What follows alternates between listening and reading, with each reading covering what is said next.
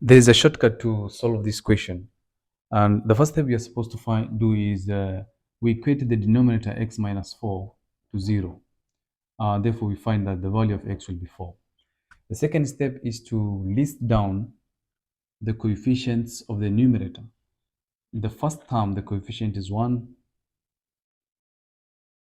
The second term, the coefficient is -5. The third term, the coefficient is 5. The fourth term is -4. We can take 4 and put it here. Then drop down this one here. Take 4 and multiply this one and put the result at that point. And then add the two. -5 plus 4 will be -1. Do the same again. Take 4 and multiply -1 and then put result here. That will be -4. Add the 2, that is 5 plus -4 is +1. And we still do the same again. We take 4 and multiply 1, we get 4.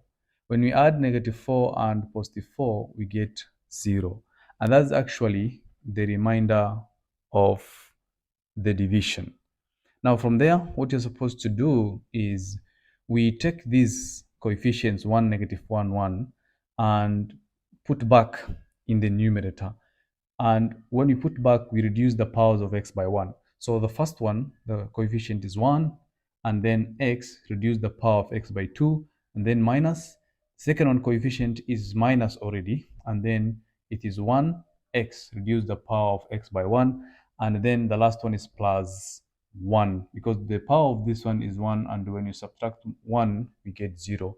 And any number raised to the power of 0 is 1, it is only 1. And that's why we're having the last term as 1. So we can write this as x squared minus x plus 1. This is the final answer when we